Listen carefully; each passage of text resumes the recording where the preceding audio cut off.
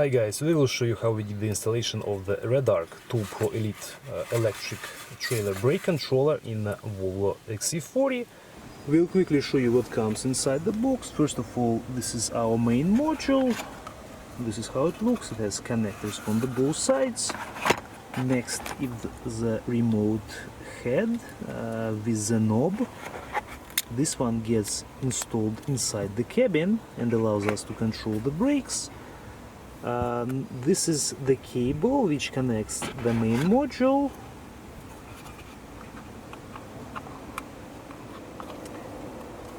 And the remote head.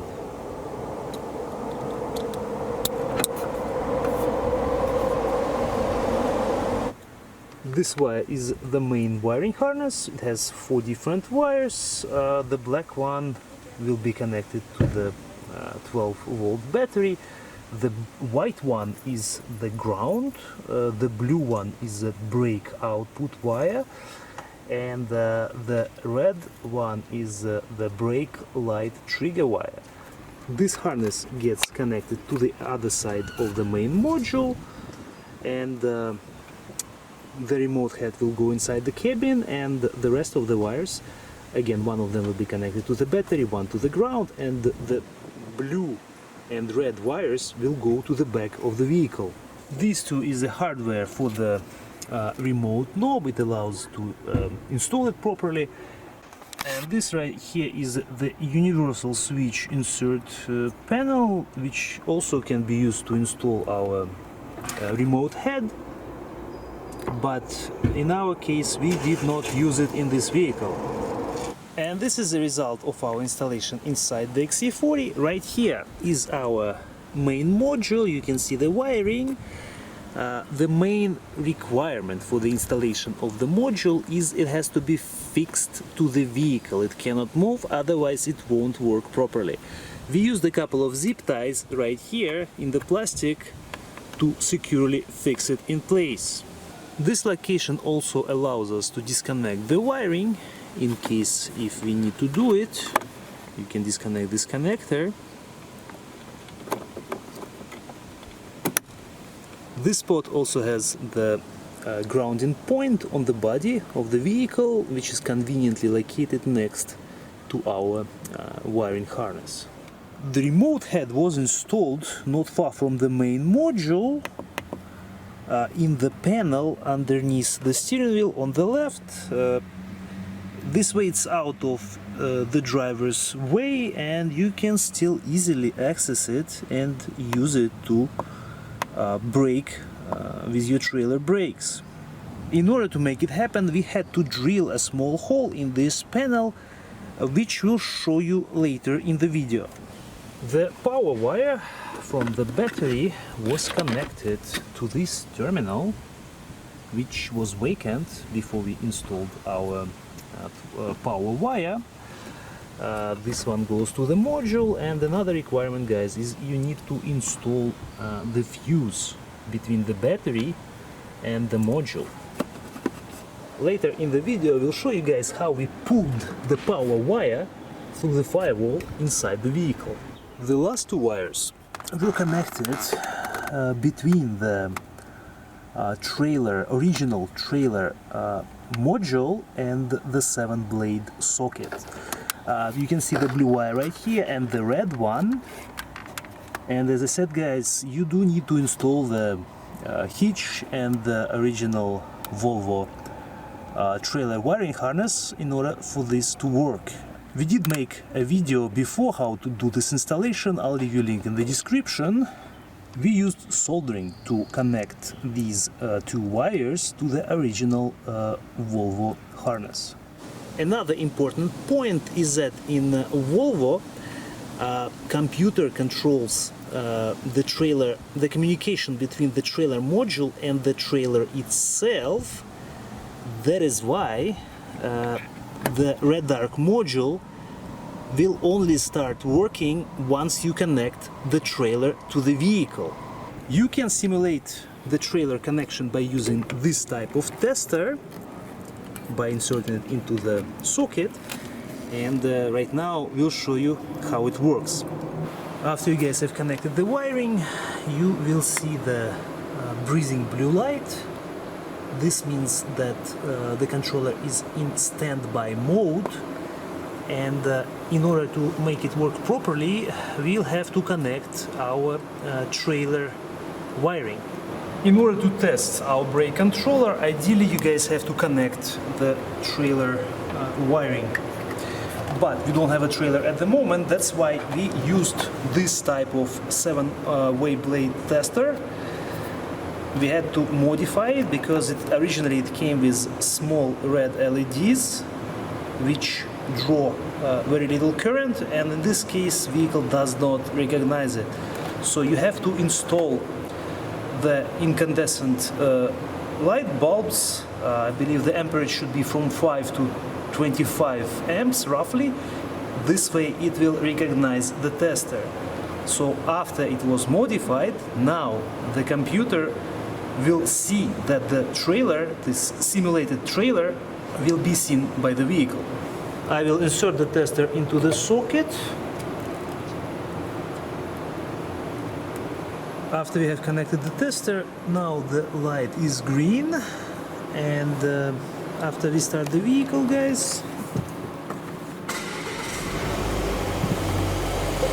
the light is still green. You will see this message now.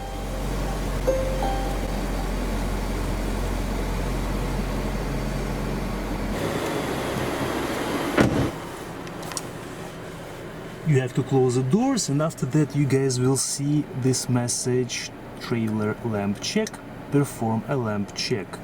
And we'll say yes. For that we'll press this button, and now you guys will see our light bulbs on the tester working. When you install this tester for the first time, you may see that bulbs will be flashing randomly. This way the vehicle checks all the connections and makes sure that all lights in the trailer are working fine. We have already done this test, and right now we'll simply use turn signals, for example, and as you can see, both turn signals in the vehicle and in our trailer tester are working. And let's press the brake pedal, and same idea, we have bulbs flashing, certain bulbs, brake light bulbs flashing in the vehicle and in the trailer at the same time. Only after we connected the trailer tester or the trailer itself, the vehicle will recognize it, and now we'll be able to enable the calibration mode. You have to press the brake pedal and press the button twice, and now it will switch to the green and blue flashing lights. This is the calibration mode. To finish the calibration, you have to drive the vehicle for some time, and you need to apply the brakes at least 20 times until the calibration is finished, and from flashing blue and green the light will become solid green. Right now, guys, the vehicle is off and our calibration is still active. I'll show you again. It's flashing here. But look what happens when we disconnect our tester or the trailer. Immediately the light disappears. Again, guys, in order to make it work properly, you have to connect the trailer or the tester in this case. To run the wire inside the cabin, we had to remove the glove box, and behind this wiring you will see another bunch of wires, which I'm trying to show you, which goes through the sound insulation and goes under the hood, and we'll use it to run the wire. We used thin metallic rod as a fishing wire. It went through our boot, as you can see. So this is where it exits at this point. Now we will attach the wire to this one. And this is how it looks from inside the cabin. Our glove box is removed, and this is our rod that we are using. And it's gonna be hard to show you guys, but it goes all the way inside over there. And it is accessible from here, but you will have to remove the insulation from the wires in order to reach this opening. We'll use some lubricant to make our pulling easier.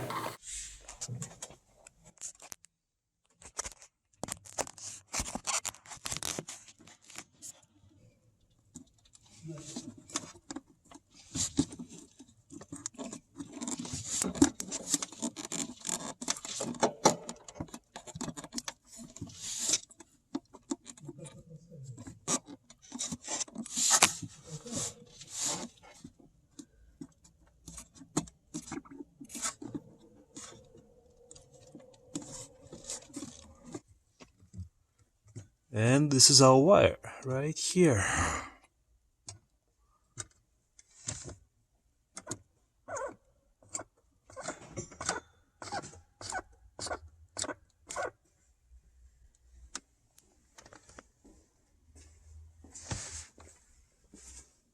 After we have pulled our wire through the boot, it will continue its path behind the blower motor through the central console.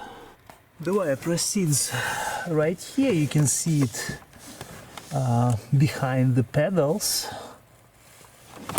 right there, and then it goes behind the bracket up, and it will exit right here. This is where our module will be located.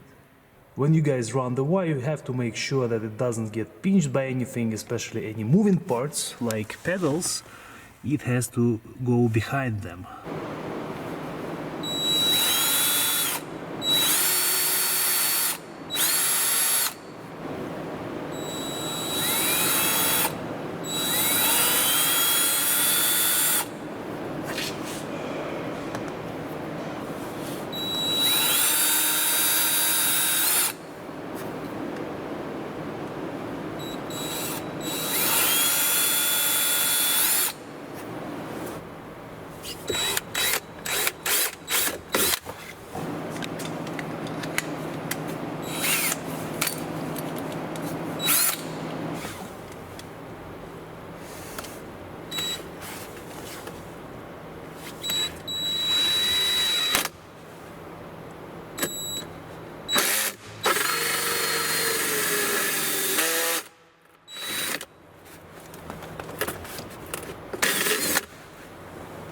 And this is how the hole looks like now. Our switch will go in here.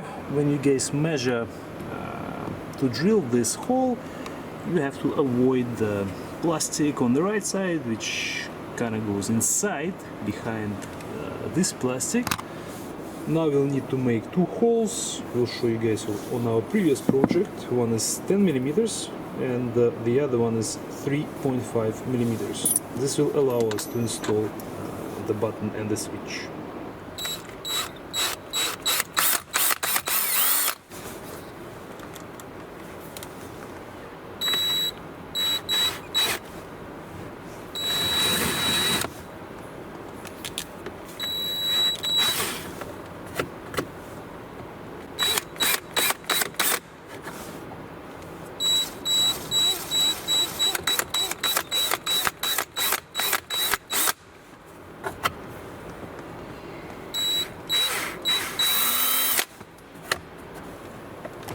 Now we can install the switch.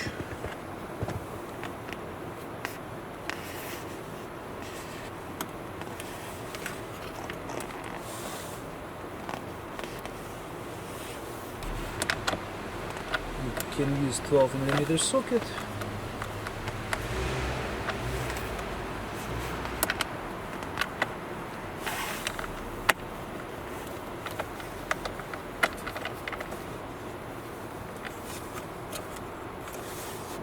And this is how it looks on the back of the panel now. This is where the connector will go, but overall it worked really good. And this is how the hole looks like now. We had to partially enlarge it on the bottom to make sure that our switch goes in all the way. Now we can connect the cable to our switch. It uses RJ45 cable, and the other end will go through the opening.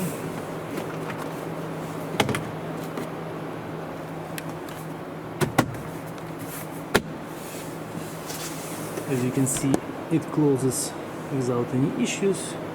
We'll put the head on. So what we have to do first, turn it counterclockwise all the way, and 0 should be on top at 12 degrees.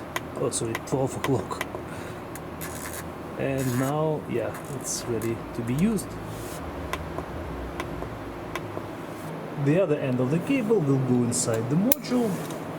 We'll use some tape to secure the rest of the cable, which will hide inside.